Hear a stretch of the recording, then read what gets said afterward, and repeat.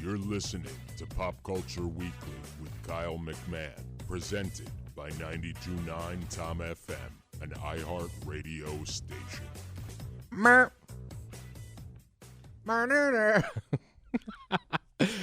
Hello and welcome to Pop Culture Weekly with Kyle McMahon.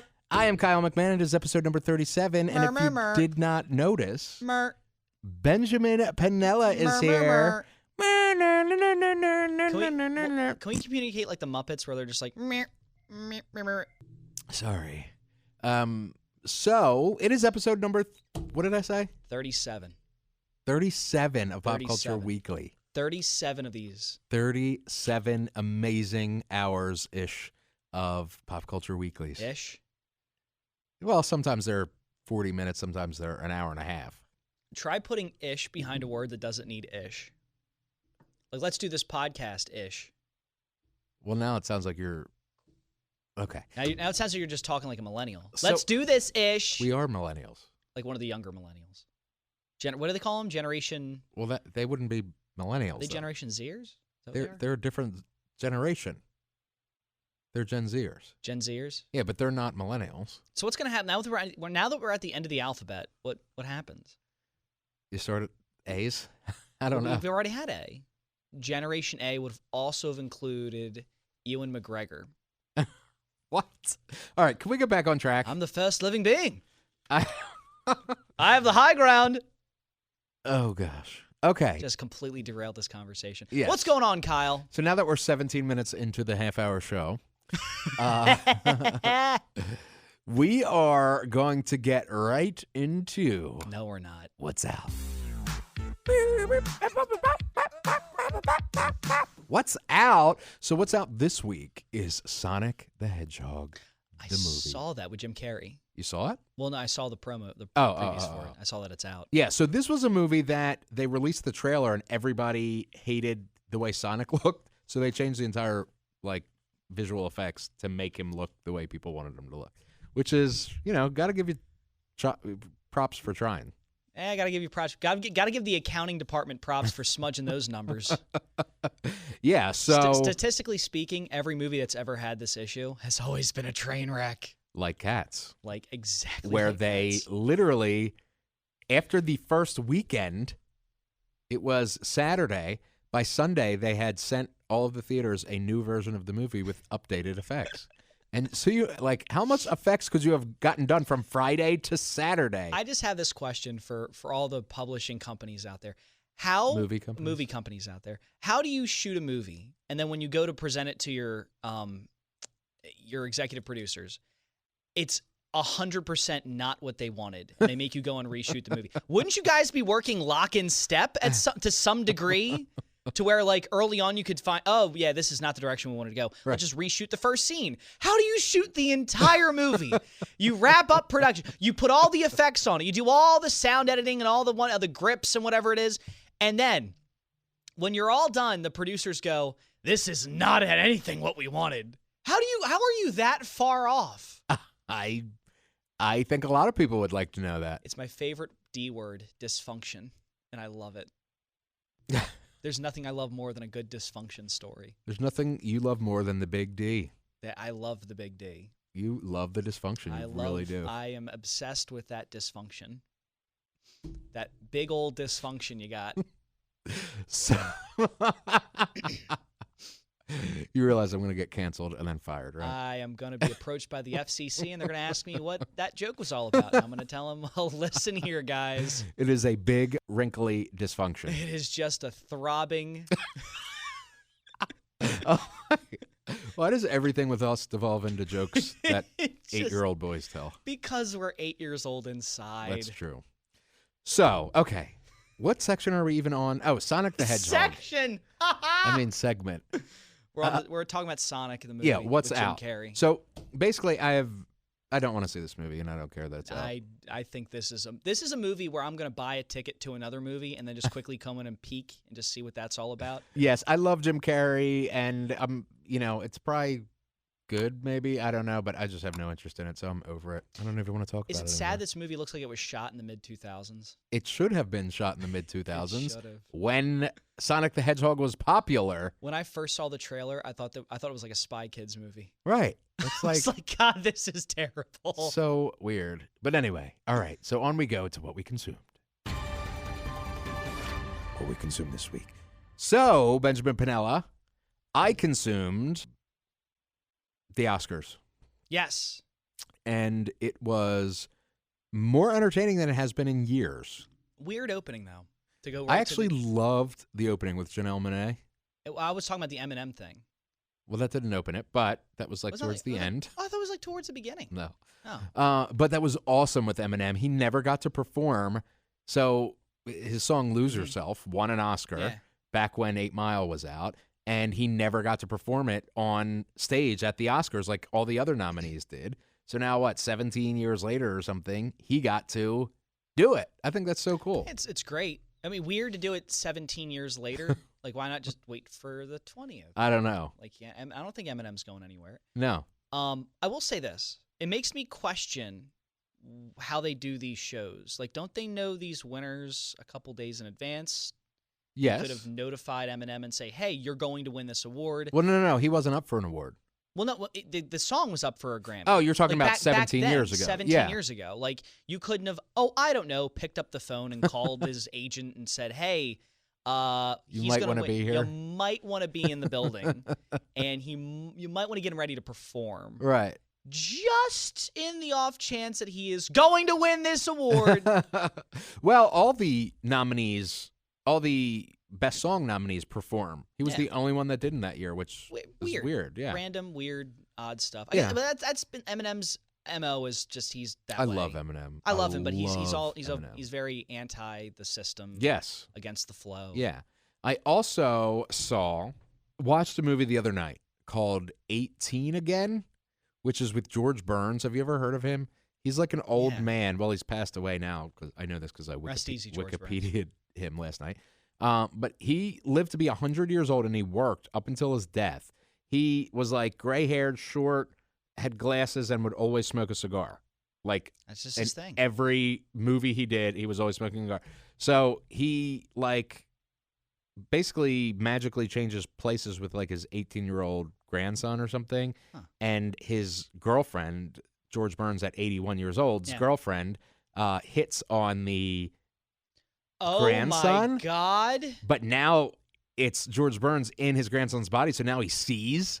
It is hysterically funny, and part of the reason why I didn't go to bed until 5 o'clock this morning, meaning I only got a few hours of sleep and 5 minutes late for the sales meeting today. Oh, you were fine though. Yeah. Isn't it interesting? You mentioned that George Burns smoked cigars all the time. I've seen like 5 stories of like 100-plus-year-olds attributing like their long life to like eating a lot of steak, drinking, smoking cigar. Like one of them said like, "Oh, I smoke weed all the time." I'm like, this is all stuff that's supposed to be really bad for you. And I don't know. To me, it's like living that long. It's just dumb luck. Meanwhile, I'm trying to eat a plant-based diet, and I can't even lose a pound. And these people are, drinking, smoking, doing whatever, and they're 112. It's the weirdest thing. Yeah. It's crazy. Like, there are some of the healthiest people in the world die young. Yeah. And some of the most unhealthy people in the world die like 110. Yeah. Like, what the heck's going on? It's like random, I guess. I Very really don't know. But, so what did you consume this week? So, video gamer a little bit? Me? Every now and then? Yeah. Oh, yeah. I'm obsessed with Call of Duty. I've Fortnite. I've played 4 different video games since I've been able to talk to you, and I played this game called Dying Light. If you like zombies, okay, it is a parkour meets zombie game. Really, I have mixed feelings on it. It's a good game. Let me ask you this: is it scary? Yes. Okay, so I can't play it when I'm by myself then. Okay, so it's if you're scared of like jump scares, then yes. If you're scared of like actually disturbing things, there's some disturbing stuff in it, but it's not like overly disturbing. So I can't play horror games when I'm by myself at my house. Okay. When I'm alone.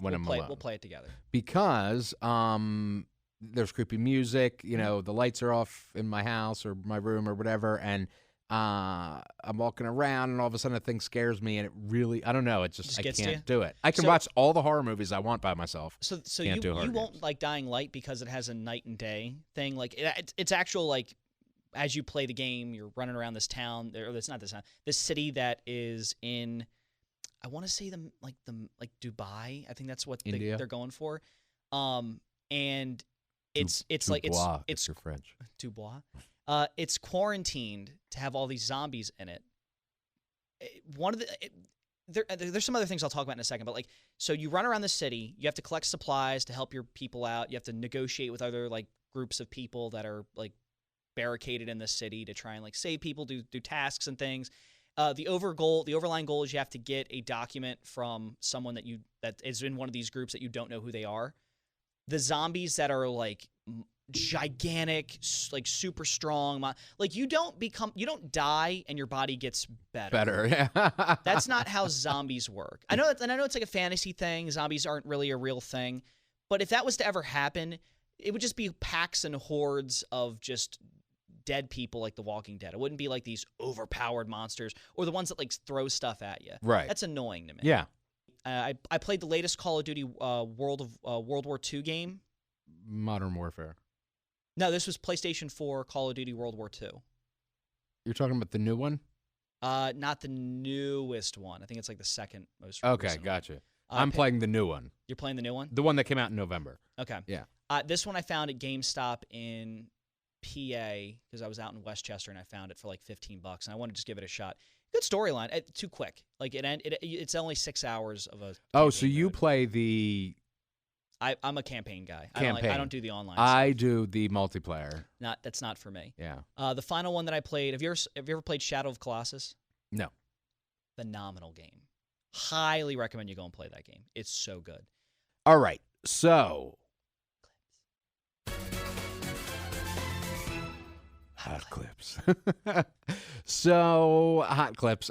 We talked about Eminem and the Oscars. Yes. Can I talk about Rumble for a second? Rumble. Yeah, because this social media app is awesome. What's Rumble? Rumble is a social media app. Social media network. Is it like Google Hangout? No. I thought you knew what Rumble is. I've never heard of Rumble. I know TikTok. Okay, so Rumble, I have to get on that. I've been on it for 17 days. Okay. I have 17 videos. I have 160.9 thousand views. What? Yes. What? Yes. Who? 160.9 thousand views. And I have Pop Culture Minute, which is the channel I have on there. So it is a daily dose of your Pop Culture Minute. Oh. That's awesome. That has 262 subscribers, 152,000 views. And then my main profile has 120 subscribers. So that's like 400-something subscribers in 17 days. So what is Rumble? Is it So it is 60-second videos. And the thing I love about it is that you have to do it all in-app, which means I can't create a video and then upload it. okay? So If you make a video on Rumble, can you download it? yeah, it's a share with Okay, other all right. yeah. But it's so simple because, you know, I love YouTube, obviously, but it could take me 4 hours to do a video and then it gets 500 views, or I do another 4 hours for another video and it gets 5,000 views. Like, Very inconsistent. yeah, and it's like, oh, I did all that work for 500 views or 100 views or whatever. Rumble, it's like you don't have to do all that work. You get 60 seconds and there's no editing. So it is what it is. If you're feeling fat that day, guess what, Chunky? That's how you're going to look on Rumble. Like there's no, you know, if you made a mistake, you either redo the whole, you know, retake the whole Rumble, start at 0 seconds again, or you're just like, oh, you know what? You know, correct my mistake and move on. You got 60 seconds to do it. So I love it. The community is really awesome on there, and I'm really enjoying the Pop Culture Minute on doing the Okay. Pop Culture Minute channel. Rumble. there. All right. Yeah. Interesting. You can follow me at Kyle McMahon on Rumble. That's your actual name, like Kyle McMahon on Rumble. No. On Rumble, you can follow me at Kyle McMahon. Okay, I was gonna say. Yeah. Because if there's another Kyle McMahon out there, and you eventually had to build your name out to be Kyle McMahon on Rumble, there is a Kyle McMahon who plays high school football. I will find you, Kyle McMahon. Same spelling? Yes. Oh. He might just be like an alternate universe you that's here. Well, he must be incredibly good looking. Did you ever think about that? Like, since people can have the same names, especially if they have like a really basic name like John Smith.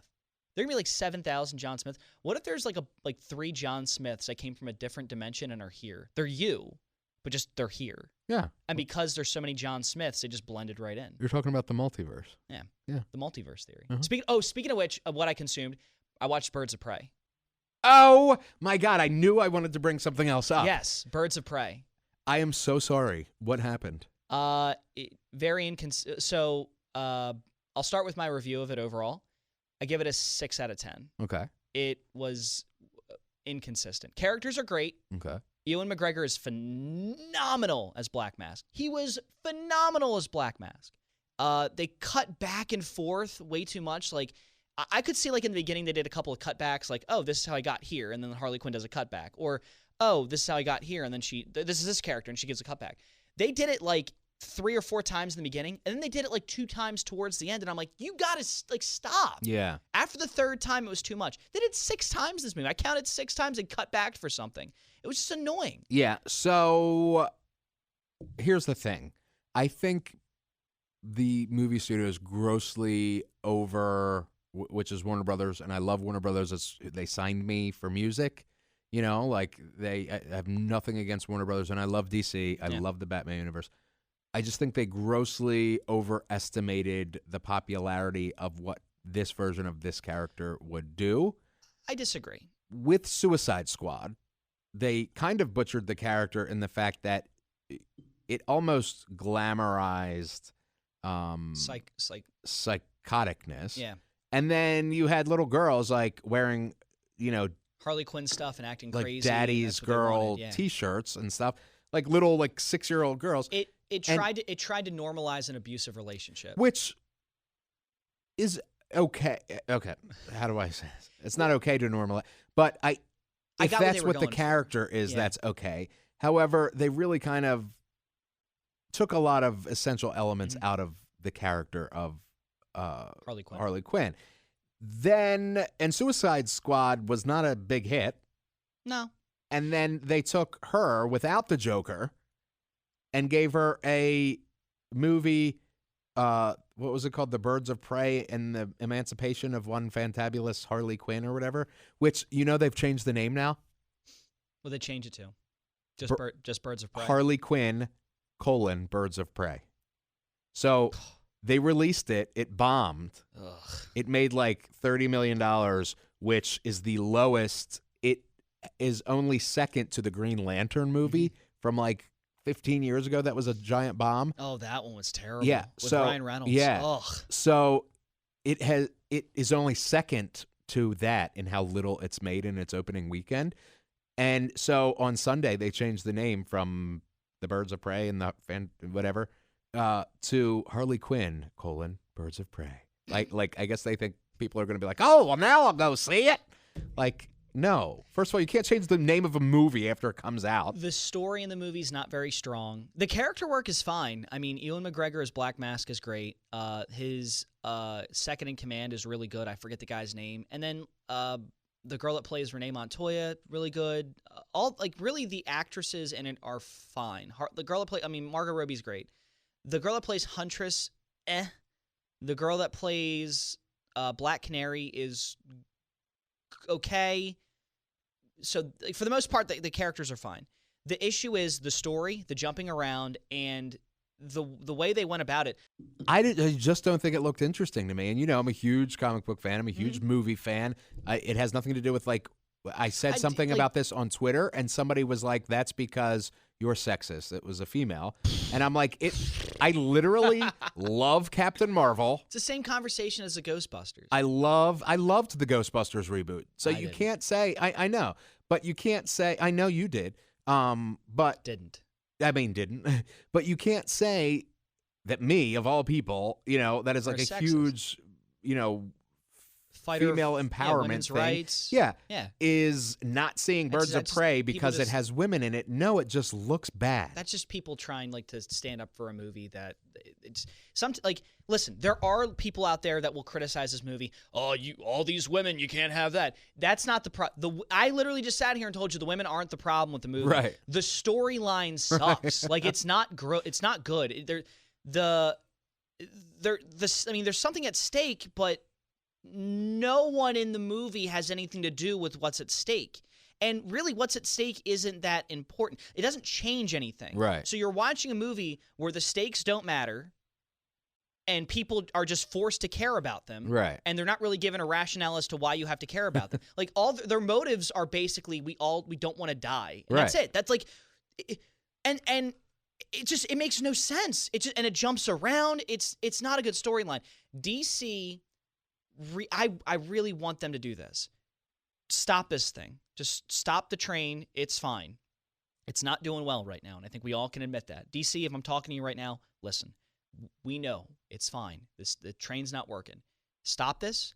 Take 2 years to plan it out, like what the XFL did. Take 2 years to plan it out, then move forward. Right. I guarantee you it will be a lot better. Marvel did the same thing. Marvel didn't make any movies. Planned this thing out over a couple of years, and then put together a good network and had engaging characters and signed their actors to long-term contracts. They weren't dumping guys halfway through the movies because they booked a Batman character that can only do 3 movies and then he was done. Right. Like, and now you have to completely start over. Like, you can't just, please, DC, for the sake of people that actually like the entire DC universe, do this. Yes. Because what you're doing now is a disservice. It is. It is a disservice to fans. DC needs a Kevin Feige, who is like the master of the entire Marvel Cinematic Universe. They need a Kevin Feige for DC. Somebody that knows those comics inside and out, knows what fans want, have him making these decisions on what stories are we going to tell, who are we going to have tell them, how are they going to be told. You know, they need a super fan. You need one voice. Yep. One voice. And I think the problem with DC is, and I think it's pretty clear from the movies they've done, I think there's a voice, there's a person, there's clearly someone that has thought out this line. I think the problem is they thought out a line, and then everyone put their input on it, and they had to change it to fit what everyone wanted. You can't do that. This is what you do. You pick 4 people you want to hear from. Have them pitch you their idea and pick which one you like. Right. That's what you do. You vote on it. You go, well, we're gonna go with that storyline, and you don't change it, because when you start changing it, things don't make sense. Right. There's nothing like this in the Marvel. Disney, Marvel, they know exactly what they're doing. Yeah. They have a plan. They're following through that plan. They're not changing things last minute unless something drastic happens. Yeah, they're not changing the title 3 days after it hit the theaters. Exactly. How embarrassing would Disney feel if they had to do that to one of their movies? Yeah. Like, I hate to sit here and bag on DC, but that stuff really doesn't happen to successful movie titles. Right. I've never heard of a great movie that had to change its name 3 days after it came out. Like, that's insane to me. I saw this was not going well when the first Iron Man movie came out, and I was like, oh boy. And then Batman vs Superman. You don't mean Iron Man, you mean Superman. I'm sorry, Superman. Man of Steel. That's what it was. Man of Steel. So that one, oh boy. And then Batman vs Superman, oh boy. And then you cast Justice League. You cast the Justice League, and you do Suicide Squad, and Jared Leto bombs as the Joker. So you have to and mind you, he's not in this movie. Right. So that's not a spoiler. Everyone knows that he's not in this movie, and it's really difficult to tell that story. Yeah, very difficult to tell that story. I kind of wish. The storyline they're starting to tell in Birds of Prey is that Harley Quinn clearly broke up with the Joker and she's trying to make it known. I wish they just stuck it out with that and had her try to get back at the Joker as her revenge. And then the end was her moving on. That would have been a better story to tell with this. Not the one they told. The one they told is completely, it is all over the place. It is one of the most jarring movies I've ever seen, because you expect DC to make stuff that's you expect a reputable company like DC to make good stuff, and it's all over. I'm not kidding you, it's all over the place. Right. I went there, my friend Pat is a huge DC guy, and mind you, this is not the worst movie I've ever seen. Pat from the Pat and Benny Show? Yep. Available wherever you get your podcast. All over. iHeart, radio app, all that stuff. He's sitting there and he's watching it. I could literally tell. He's a huge DC fan. I could tell he was like, this isn't going well. I felt bad for him. Yeah. This is his thing. This is his release. It was awful. That and sex. Dysfunction. Okay. Well, that's that's a great way to describe Birds of Prey. Hot the word clip. dysfunction. That's a good way to describe it. Yeah, Birds of Prey. That was an experience. Say it like Actually, you called it Birds of Prey, and it's now called Harley Quinn. Birds of Prey. Formerly known the movie formerly known as Birds of Prey.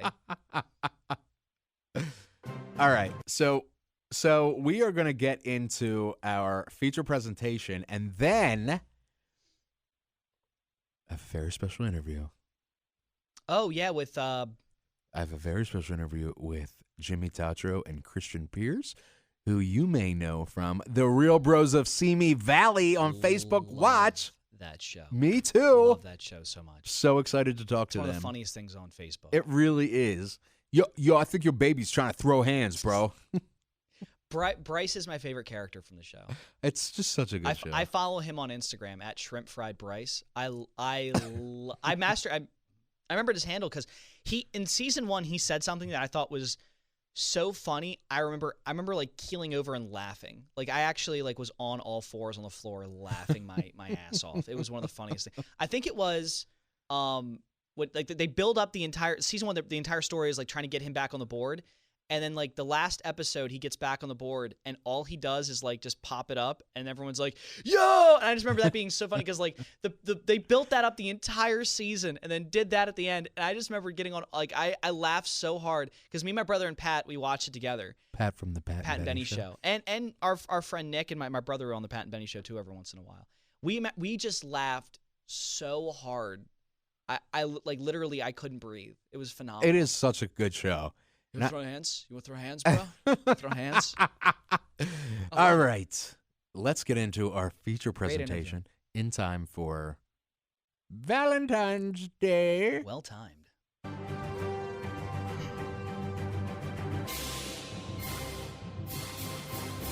Feature presentation, the best and worst love songs of all time.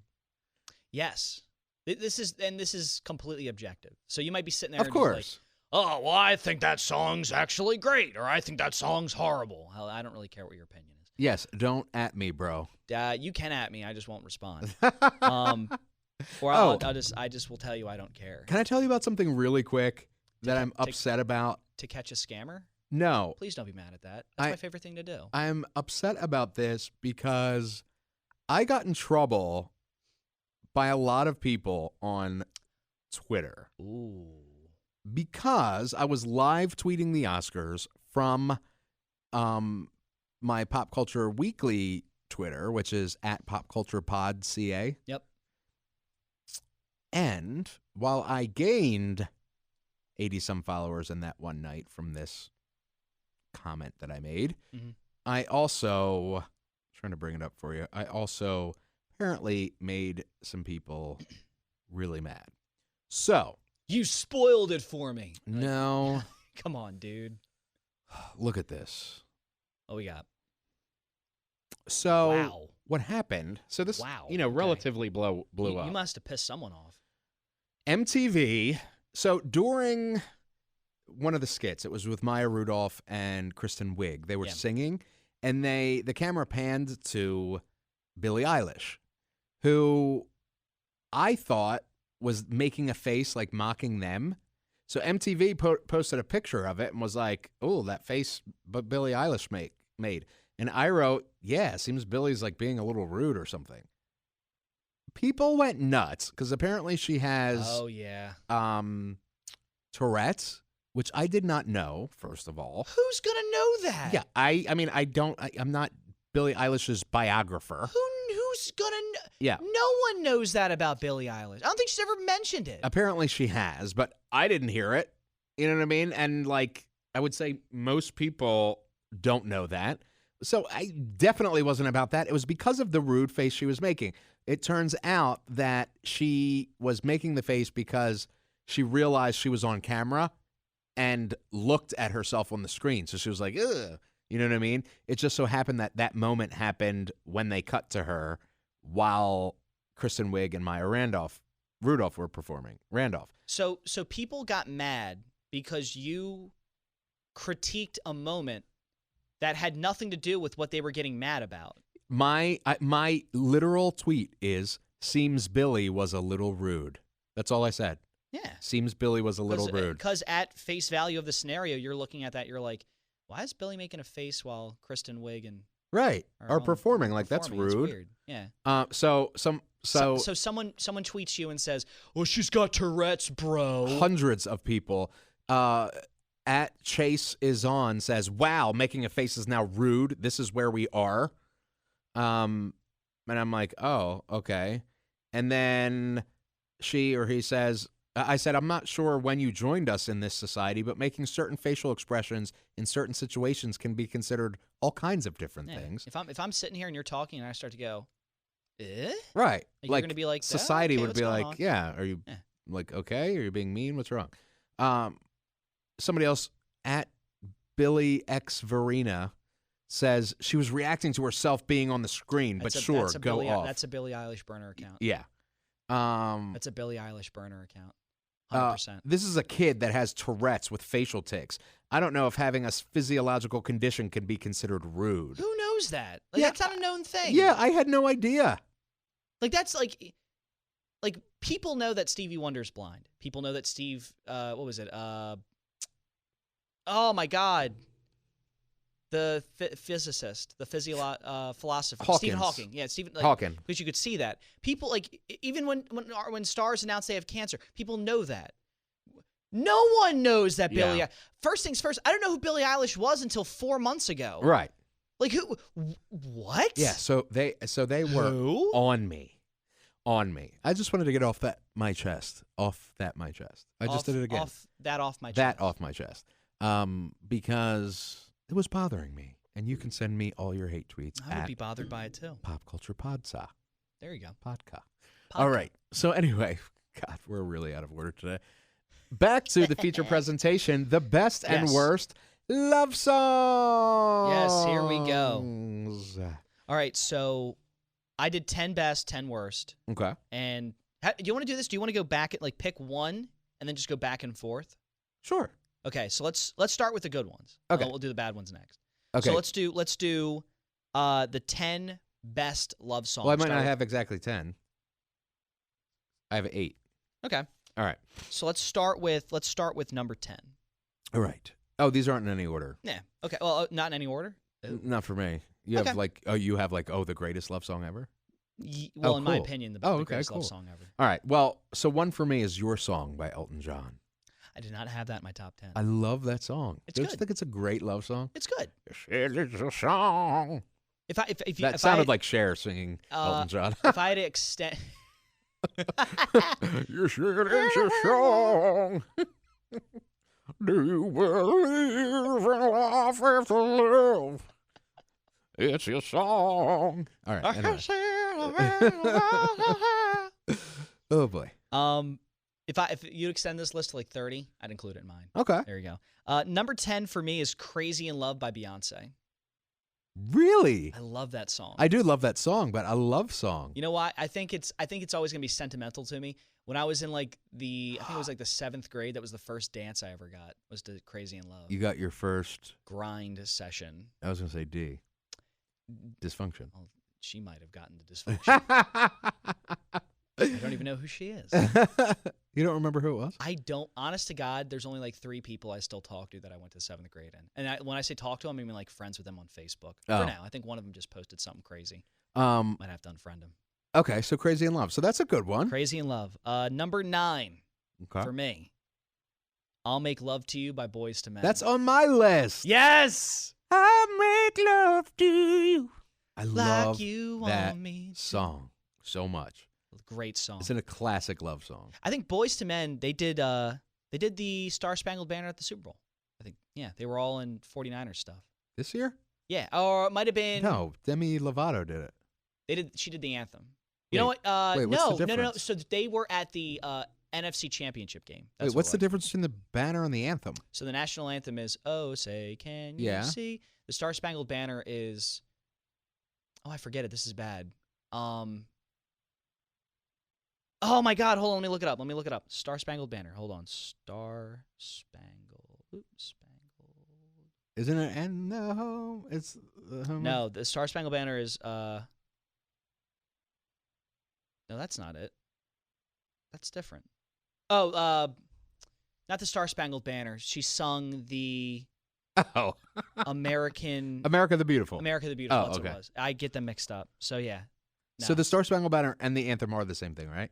Yes. Okay. So Demi sung the Star Spangled Banner, and America the Beautiful was sung by someone else. But in the NFC Championship game, Boyz II Men did the America the Beautiful. So we're There not we go. even on the same game. We are not on the same game, not on the same song, but we agree that Boyz II Men is in our top 10. Yes. There we go.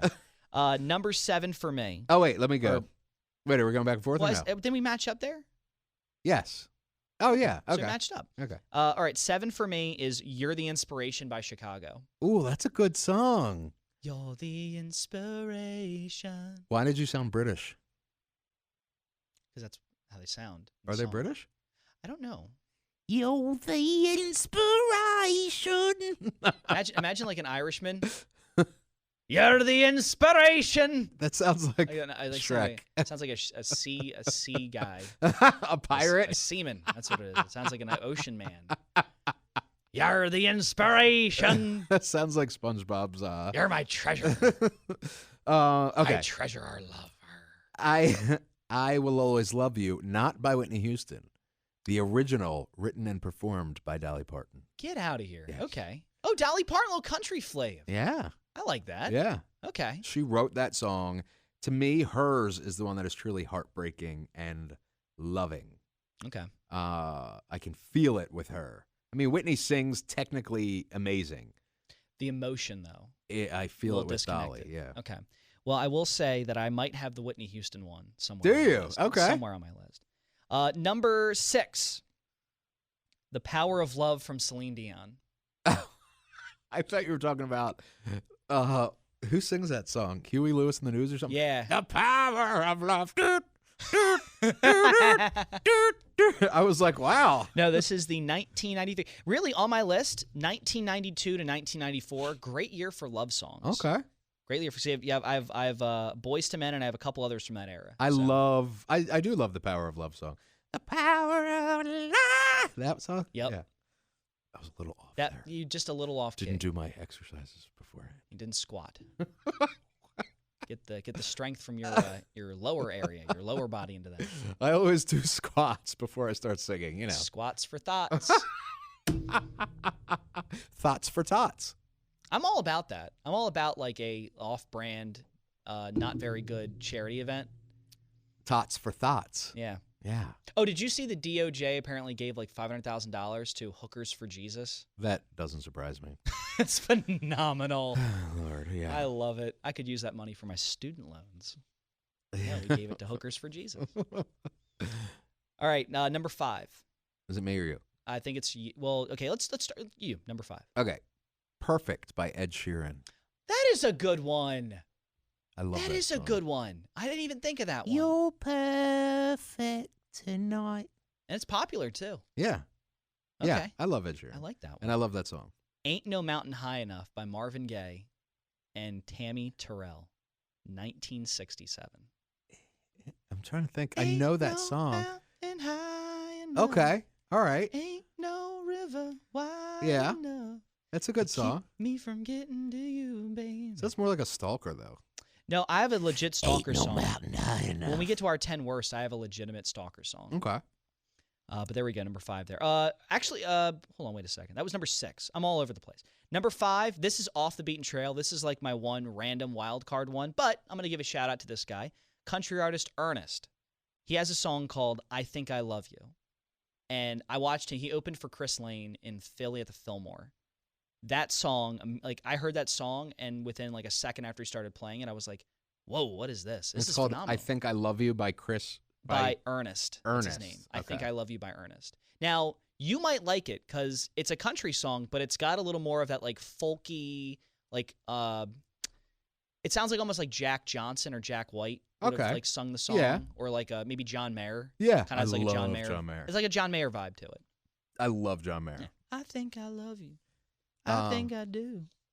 I love it. Okay, so my next one will be Chasing Cars by the Snow Patrol. That is a good one. I love that song. Oh, shout out Snow Patrol. If I lie here, if I just lie here. Now I'm making them all British. Imagine like the Devil sing that song. If you just lay here. That's like the only song they ever like really had that like charted, I think. Snow Patrol. That was like it. Well, here. I think they were like a big British band, but Yeah. like not here. But anyway. Not here. So if they just stayed here, they just laid here, they might have had a second song, crack the top 30. Oh, boy. How about this one? Endless Love Song by Luther Vandross. Oh, Luther. Luther. You brought Luther out. I brought Luther out. And you know what? I'm going to have another one coming up fairly soon that you're going to be like, whoa. I love Luther, and I do love that song, Endless Love. Wait. Isn't that Lionel Richie No, it's Luther and Vandross. Diana Ross? Hold on. Let's confirm this via Google. I think it's My Endless, Endless Love. That song? pretty Endless sure Love it's- by Luther. Yeah, there's Endless Love by Luther Vandross. Luther Vandross and Mariah Carey. Oh, I guess maybe it was the remake or something. I Yep. don't know. All right, cool. Yeah, so I do love that song. It's a great song. Phenomenal. Number 3, Frank Ocean, Thinking About You. I almost put that on my list. Oh, That's crazy because Kyle. I really was like, that is a really good love A song. tornado flew around my room before you came. Excuse the mess I made. It usually doesn't rain in Southern California, much like Arizona. My eyes don't shed a tear, but girl, I don't, or I won't, God damn it, I forget the lyrics. You ruined it all. I did. I know. Frank Ocean is now crying. He's never making music again. I hope not. I love him. I mean, I hope that I he hope does he not does- yeah, I not hope- make. I hope music he again. makes music. Yes. Okay. So my next one is "Lover" by Tay Tay. I actually think that is one of the best songs of all time. What is her face like that for? We'll get to it later. I love that song, and I think it is one of the best. And maybe it's just because it's on now. You know, it's like super recent. We will address that in approximately 3 minutes. Okay. You're next. I'd Do Anything for Love by Meatloaf. I love that song. Yes. Yes. I'd do anything for love, but I won't do that. Do you know what that is? What that is? I don't know. Okay. So I love Meatloaf. Mhm. The man, Yes. not and the. You don't like the food? No, it's just like a mush of meat. It's a loaf of meat. That's true. So I love Meatloaf and was obsessed with that song when I was little. Mhm. And that was also my first concert. My dad took me to. Oh. Yeah. Oh, that's awesome. So anyway, so I was really into the production, the songwriting of all of it, which is produced and written by Jim Steinman, who was Yes. a genius. What it is the line before he says that line in each part. Each time that he sings that song, he's referring to that. So I'll never stop dreaming of you every night of my life. Oh no, I would do anything for love, but I won't do that, which is never stop dreaming of you. Yeah, and then it's something else the next time, and so that's what that is. Yes. Yeah. But what do commercials do? They cut that part out and they put it into a car insurance commercial, I think. All right. How many songs do you have left? I have 2. 2. All right. Do the other one. I have All of You by John Legend. I like that one. Yeah. That's a good one. It is such a good song. And then Just the Way You Are by one Bruno Mars. That is a good one. I should have included that. In my I list. love both of those songs. Number 1 for me, Mm-hmm. I Will Always Love You by Whitney Houston. Hmm. And No, I mean, I know. But I think somewhere she's still singing that note. Well, I mean, she's not. But somewhere out there, that note's still being held. Because it was like, she held that thing for like a good 10 or 15 seconds. I want to add one to my list. You can add 2 because you only have 8. Oh, yeah. More Than Words by Extreme. Do you know that song? More than words is all you have to do to make it real. Yes, I love that song, and that is one of my favorite love songs ever. Very good. And then, dun dun dun dun dun dun. I don't have a last one. Blue Christmas by Elvis. I don't have a You don't have a 9th or a 10th? No. Oh well. So he did a top 9. Oh no, I do. I did skip one. Oh. Crazy for You by Madonna. Oh, there we go, Yeah. Madonna. Shout outs to the Queen. Yes. You just feel it in that song. I don't know. Yeah, you do. Yeah. All right, top 10 worst love song. Okay. Let's get to that. All right. Number 10 for me, We Found Love by Rihanna. I love that song. I think it's overplayed and cliche. We found love in a hopeless place. I love that song. The music video is good, but Yeah, the song is bleh. I mean, in your defense, I wouldn't call it the best love song of all time. No. But I love that song. Yeah. So my next one is My Heart Will Go On, or my one of my top 10 worst love songs is My Heart Will Go On by Celine Dion. So you went with that Titanic song. You went with not The Power of Love. You went with My Heart Will Go On. Yes. Which I think that one's very cliche. That's what I'm saying. It's crazy. Celine Dion has a great one and a bad one. Yeah. Like that's just song is so annoying, and I don't know if it's because my heart. Yeah, I just can't stand it. And that stupid flute. I'm gonna shove that flute where the sun don't shine. In the dysfunction. Number 9, Total Eclipse of the Heart by Bonnie Tyler. You think that's bad? I think that is the most annoying song ever. Wow. Think about this, okay? Just put this out there. When we were leading up to that eclipse, remember that? On, I think, our station and a couple others, we just played it nonstop. A Total Eclipse of the Heart to try and be topical. We have not played it since. What does that tell you? By the way, that song was written by Jim Steinman, who also wrote I Would Do Anything for Love. Oh, Jim. Isn't that interesting? Another Celine Dion scenario. Yeah, he's got one of your best and one of your worst. My next one would be Everything I Do It For You by Bryan Adams. Everything I do, I do it for you. Bryan Adams. Yeah. Summer of '69. That's his. And that's where he should stay. He's a one-hit wonder for a reason, guys. No, he actually has a lot of hits. Does? Well, you just named one, and I just named one. He's got a bunch of them. But people know. If you said Bryan Adams to someone, they're gonna be like, "Oh, Summer of '69." I'd say Everything I Do It For You. I would say Summer of '69. Yeah. But anyway, I would. Let's poll the crowd. When I say Bryan Adams, what do you think? Hit us up on social. Someone's gonna be like, I think of generic name. I think of dysfunction. Okay, so my next one is You're Beautiful by James Blunt. You're beautiful, it's true. Oh, ugh. Exactly. Ugh. Exactly. I saw your face. Yeah. And in a crowded place. Exactly. And what's annoying is at the beginning. Because he doesn't know what to do. At the beginning, he starts. But he definitely has to poo. You were one weird boy. Did you ever hear the song, I Want to Swim in You? That song out there, that pop song? I want to swim in you. You didn't hear that one? It sounds vaguely familiar. It's like a new song. I'm going, when I get a TikTok or no, I might have to do this on Rumble. I might have to like videotape myself just recutting that final line over and over again with different things. I want to swim in stew.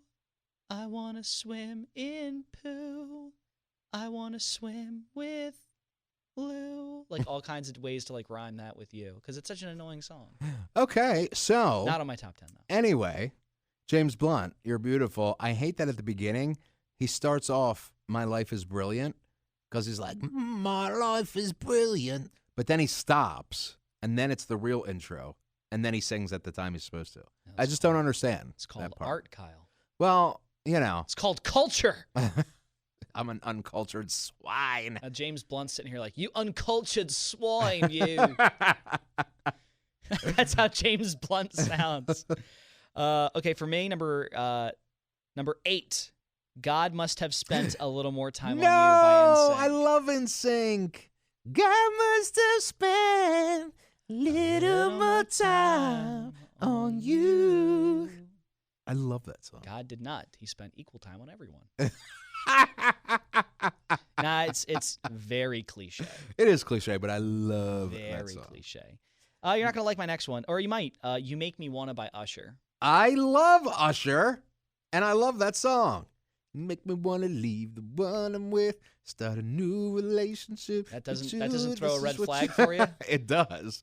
But yes, you're right. It's That not is, a romantic song. Love song. That is not the topic you need to hit there. Plus, I'm also a person that goes, if someone cheats on someone with you, trust me, they're willing to do it again. Yeah. Yeah. If they're going to do it for you, they're going to do it to you. So Usher, I want to amend your song. You make me want to leave the one I'm with, start a relationship with you, and then another person after that. You should release a Recut? yeah, or I was going to say a Remix. Yeah. A recut. There was something I was going to say. Benny's version. A Benny pick.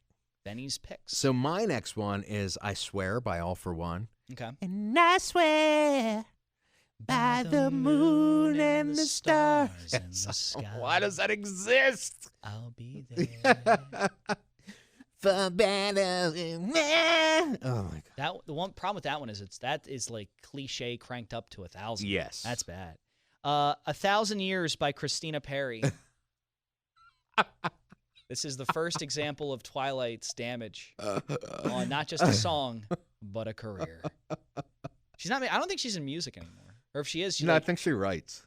Yeah, well, we know why. My next one is Seal, Kiss from a Rose. Oh my God! I should have put that one on my list. Like, oh. How do you make that sound?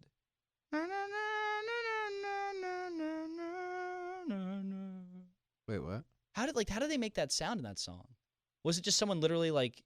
Oh, it is someone like up against a microphone. Yeah, it's Seal going like, na na na. I thought it was like an instrument. Yes, that song, and I think it was from a Batman movie. Kiss from a Rose. Oh, the more I get of you, the. If they recut that as a metal song, I think it would work. Oh. So my last one. Well, hold on. I got to do. Oh, I'm sorry. So I have Sometimes by Britney Spears. Sometimes I run, sometimes I hide. Sometimes I hide. Like, what? Huh? Sometimes I'm scared of you. Isn't that how it goes? Sometimes I'm scared of you. That is not the way you want to start a love song. With I'm scared of you. You know why? Because that's what we call a stalker song. That is very true. All right, what do you got? We still have more. We're only through 5. We have 4 more. Oh, that's weird because We're I'm in the top almost on 10. my list. Savage Garden, Truly, Madly, Deeply. Never heard that. Yes, you have. I wanna stand with you on a mountain. Oh. I wanna bathe with you in the sea. Oh, okay. That sounds like a Disney song. It's got to be like, it sounds like that would be in Tarzan. Probably is in Tarzan, actually. Oh, good Lord. Every Breath You Take by The Police. That is a very creepy song. That is a stalker song. A very, very, very creepy song. That is a stalker song. All right, top 3. You go next. So I have Love Story by Taylor Swift. Oh, I love my Tay-Tay. Okay, explain why. Number 1, that was like the last country song she did before she went fully pop. Okay. So a little animosity towards that. I think pop Taylor Swift is very redundant in the fact that she writes about the same stuff over and over and over again. And she's gotten to the point where, like, you know when she's going to make an album, which is annoying. Why? Like, break up, we know an album's coming. Oh. Break up, get together with a guy, we know an album's coming. Like, that's kind of how it is with her. Number 2, It's just a very cliche song. It's just a very, first things first, love story is very stereotypical, very Okay. cliche, and it's not really anything new, like not really anything interesting. And the way she delivers it, it's not a very new way either. It's not like I love her. I've heard that story, I've seen it, and the way she sings it isn't anything special. So I literally love her. she's a phenomenal talent. One of the biggest artists on the planet. For now. For now. I literally do absolutely love her. I would say my next one. Nope, you go. All right, so number 2 for me is "Why Don't We Get Drunk" and by Screw. Jimmy Buffett. Yeah. Yep. And Why don't we get drunk and screw? I don't even know that's how it goes, but it sounds like it. I don't want to know. I think that's just an awful, awful song. That is an awful song. That is just a really bad song. And are you ready with your 2? No. Okay. So I will do my number 1. Okay. Kid Rock, Sheryl Crow. Picture. Oh, I put your picture away. Sat down and cried today. I wish they put that song away. I love that song. And it would never be played. I literally love that song. It sucks. It's not good. It's just not good. That's about. You don't think it's good at all? No, it's annoying. Wow. First things first is like, it's really low. Like to me, it's like done in a really low note. I think about it, like they don't really get high until like the chorus, and it's just like, sat down and cried today. Yeah. Plus, Kid Rock. Why would you pick Kid Rock for a song? I used to love Kid Rock, and now, like here's the thing, Kid Rock does not match Sheryl Crow. Yeah. Yeah. Kid Rock would match like if they put like maybe like an Amy, like someone that has edge, like Amy Winehouse, or at the time someone who had a lot of edge, like Amy Winehouse, or maybe Britney Spears, someone that has like a little bit of more of a personality. Wait, Kid Rock and Britney Spears? I think that would make more sense than Kid Rock and Sheryl Crow. Well, they are both country. I know they're both country, like but country-ish, yeah. But Sheryl Crow is not like Kid Rock is off the wall. Yeah. Sheryl Crow is very reserved Yeah. and very, conservative. Well, not conservative, but she's very like Sheryl Crow is someone you can take your family to go see. Yes. You can't take the kids to go see Kid Rock. Right. So them on a love song together makes no sense. Not that it couldn't happen, because there's like, stuff happens all the time, but like they don't match up. The way Kid Rock is yeah, and then Sheryl Crow is just like, I put your picture away. Like I would have put like George Strait there, or put like someone that's a little softer in tone, Tim McGraw, Kenny Chesney, like someone that's a little softer in tone than Kid freaking Rock. Like what are you gonna put next? Like Megadeth and maybe like I don't know, Adele? Like that wouldn't make any sense. Okay. I love Kid Rock, by the way. My next and final worst love song would have to be Rupert Holmes. The song is called Escape, the Pina Colada song. Mm-hmm. You know what song I'm talking about? It's like, if you like pina coladas. It's a love song? And getting caught in the rain. Have you ever listened to the lyrics? Waking up at midnight. Okay, I guess it is. But listen, so if you really listen to the lyrics at the end, it's basically he took out a personal ad looking for somebody if you like pina coladas getting caught in the rain. Yep. Okay. And then she ends up taking out a personal ad looking for a guy that's like, if you like pina coladas, blah, blah, blah, blah, blah. And then they go to meet each other and it's them. Okay. Isn't that both smart and dumb? It's too much. Like, I didn't think about my lady. I know that sounds kind of mean, but me and my old lady had fallen into the same old doll routine. So I wrote to the paper, took out a personal ad, and though I'm nobody's poet, I thought I wasn't half bad. Yes, I like pina coladas and getting caught in the rain. I'm not much into health food. I am into champagne. It sounds like Dr. Seuss, first of all. I've got to meet you by tomorrow noon and cut through all this red tape at a bar called O'Malley's, where we'll plan our escape. And then the end is... It sounds like you're singing like 'Twas the Night Before Christmas. Right.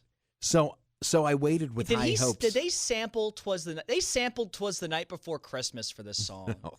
'Twas the night before Christmas, and all through the house, not a creature was stirring, not even a mouse. Not even my wife. So this is the grand finale. So I waited with high hopes. Then she walked in the place. I knew her smile in an instant. I knew the curve of her face. It was my own lovely lady. And she said, "Oh, lady." And she said, "Oh, it's you." And we laughed for a moment. And I said, "I never knew." So now you're both laughing that you both caught each other cheating. Like, what? What kind of sick song is honey. This? He's a handsome guy. Oh, it's also honey, me. You. She's a beautiful... Well, she's okay.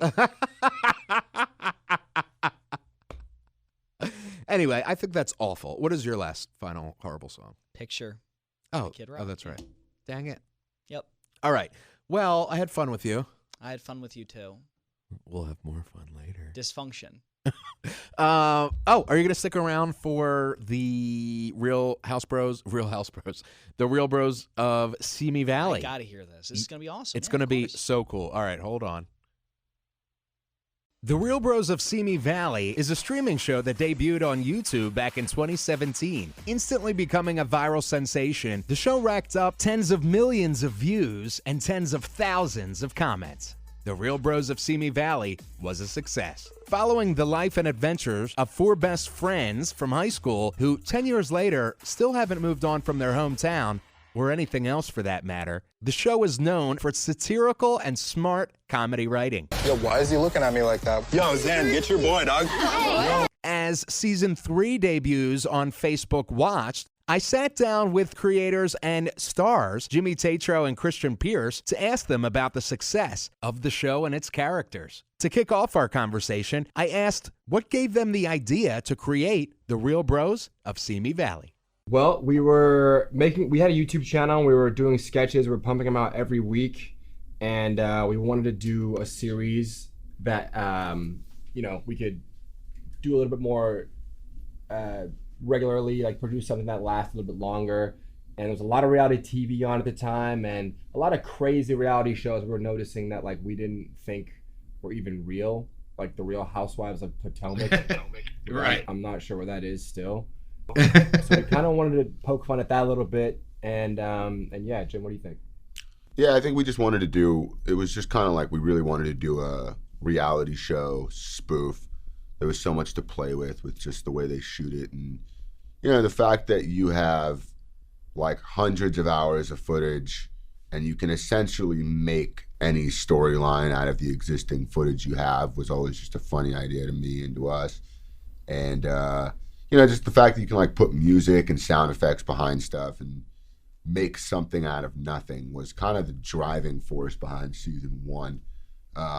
Season 2 and 3, real things that are actually happening. So we've grown the show in that way. But the bread and butter of the show was just kind of like the idea of nothing really happening, but the way it's shot and edited, making it look like the most dramatic thing ever. Absolutely. And that's one of the things I love about it. One of my favorite lines is, I think the baby's ready to throw hands or something. Like, I love that. Yeah, we love it too. Who didn't love it? The baby. The baby didn't like it, yeah. So you started out with 4 episodes and then expanded, and now you're on Season 3 with Facebook Watch, which will be 10 episodes, correct? 11 episodes. 11 episodes. Yeah. One of the episodes ended up coming in about double the length, so it was split into 2. But yeah, Season 1 was Season 2 was about 164 minutes total, and Season 3 is looking like it's going to be a little over 250 minutes total. 250. That 250. That's awesome. And so really the show has been about, these best friends that are, 10 plus years after college and still kind of hanging out. And how have you guys grown both as creators and writers and producers, but also the characters?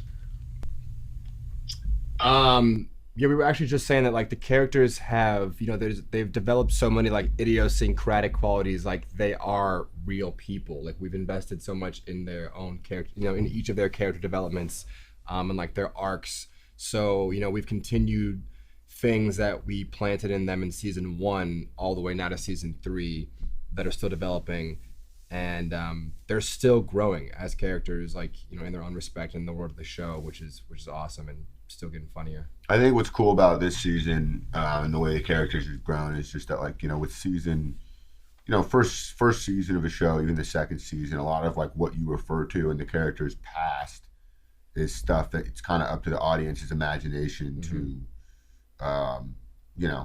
visualize. Right. Whereas season 3, all the stuff in their past that's kind of brought them to where they are now are things that the audience, has seen if they've seen season 1 and 2. So it just kind of like gives a much better sense of, the audience feeling like they've been along for the ride, and it gets really, really cool about like halfway through season 3. Definitely, yeah.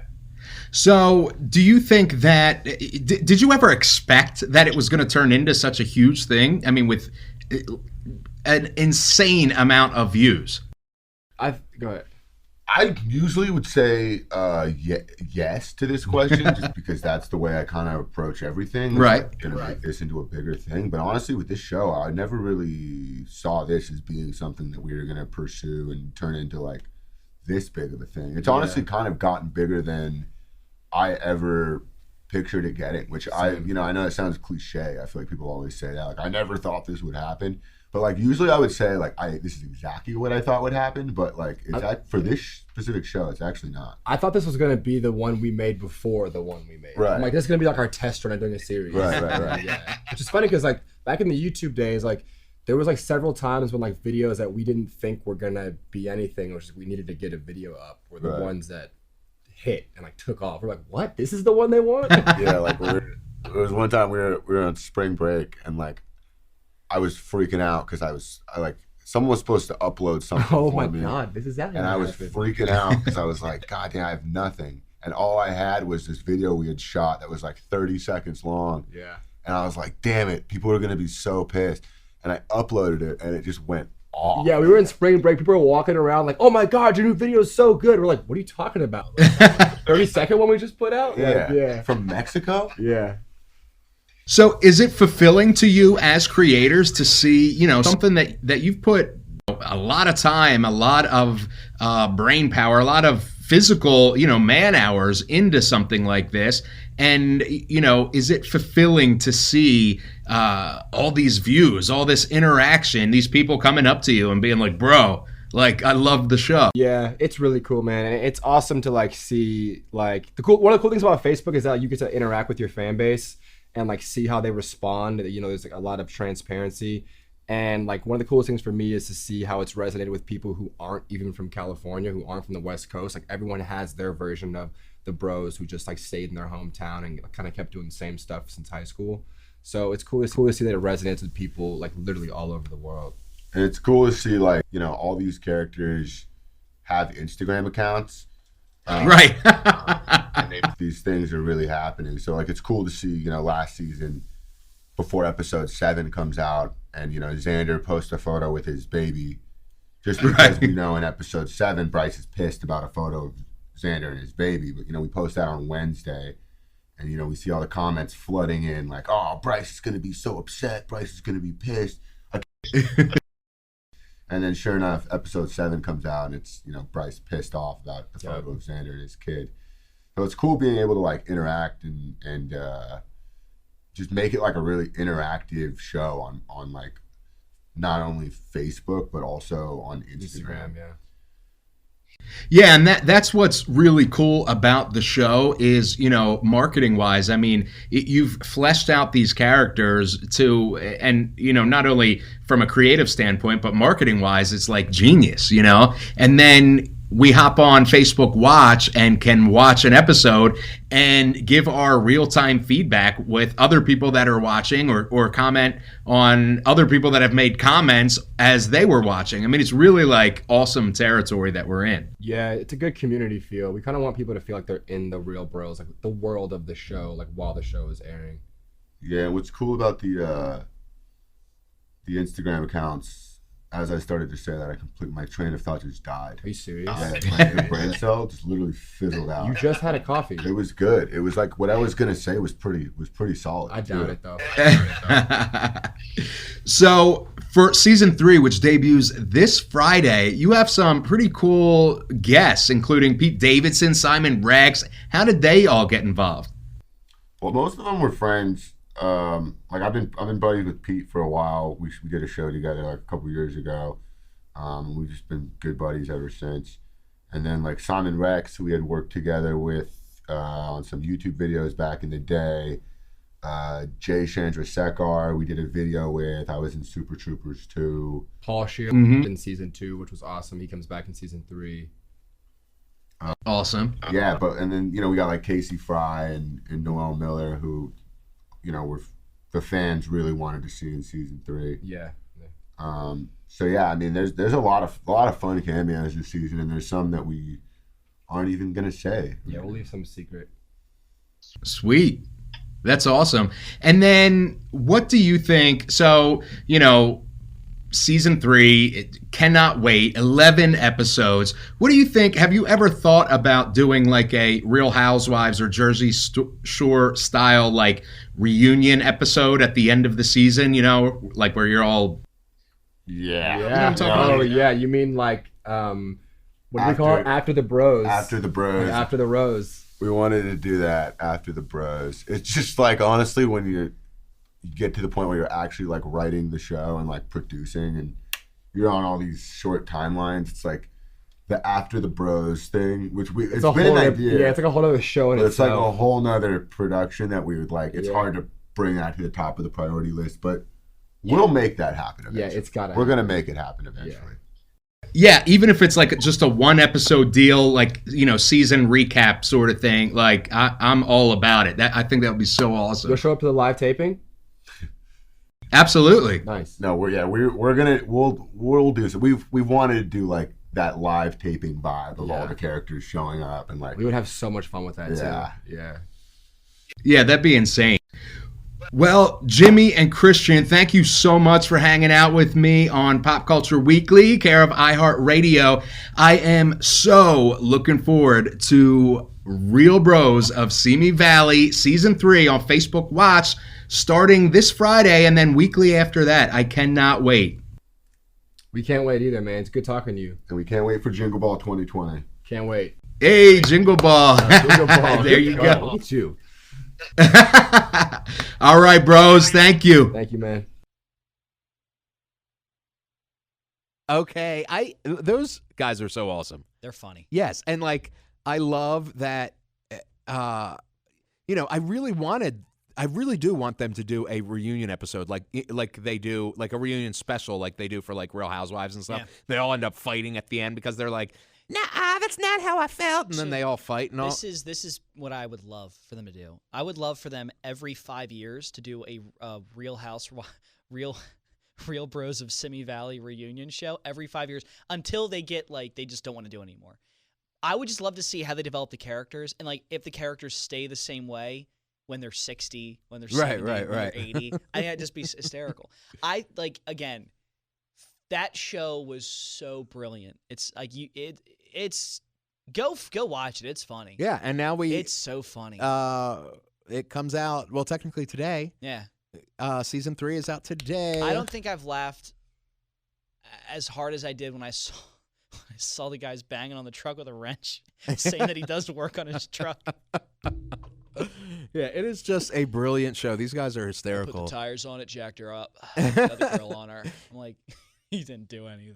And we have 11 episodes this season, which is awesome. So we have a lot of good stuff to look forward to.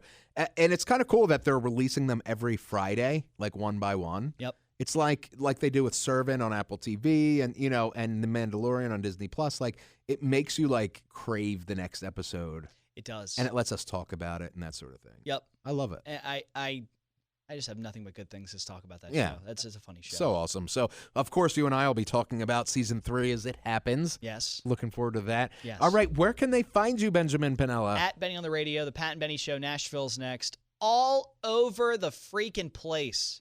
I would say so. I don't get time off. Yeah. I'm trying to bank that up for a nice little vacation in the summer. To go? Probably home.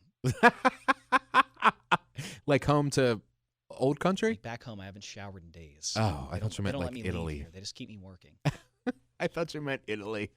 Back to the home country? Yeah. Back to my home country. Back to the old country. Wait, why are you giving a leprechaun I voice? should You're Italian. I should talk like that when I get back to Italy and be like, oh, it's back home. How are y'all doing? It's the homeland. Where's the leprechaun? I mean, where's the pot of gold? I should just try to comprise the weirdest scenario. Like, oh, this is great. When are we going to play the shillelagh? And just people are like, that's not what you do, Ben. That's not how that works. That is really, really funny. So now we're going to go away. Goodbye. Dysfunction. You're listening to Pop Culture Weekly with Kyle McMahon, presented by 92.9 Tom FM, an iHeart radio station.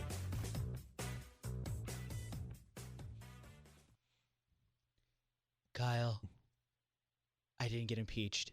I'm still here. They can't get rid of me. They're never going to get rid of me. You can get rid of me. You can stop this whenever you want. I'm stopping it now. No, don't.